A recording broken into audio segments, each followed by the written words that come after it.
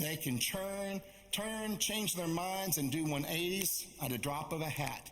And now we live in a culture where anything that we see on social media or across the internet is assumed to be gospel newsworthy truth. And so just a soundbite can change the mood of the crowd.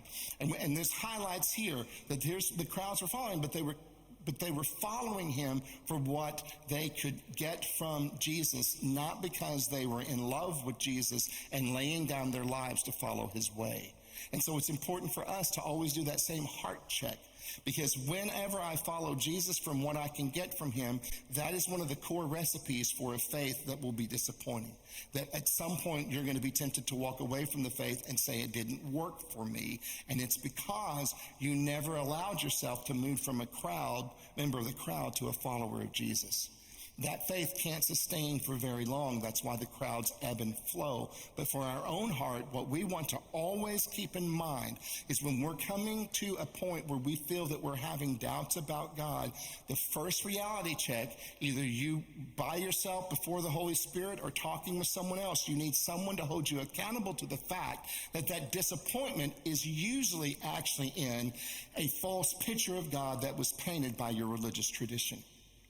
And losing faith in a false portrayal of God is not the same thing as God himself disappointing us.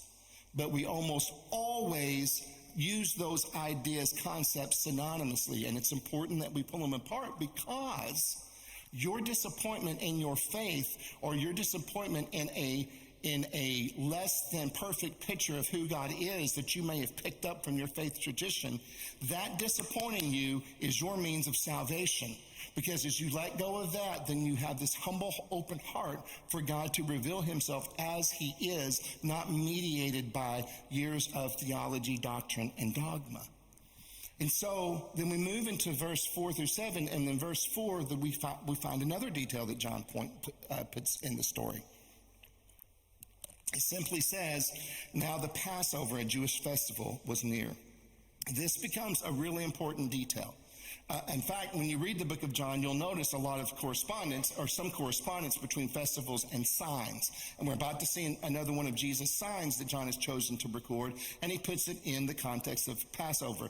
I think, if I'm not mistaken, Passover appears 3 times. One was earlier when he turns over the money changers. Then Passover, the second Passover, is right here where he feeds the 5,000, and the third time Passover will be mentioned will be during the Passion Week of Christ before he is turned over to the imperial authority.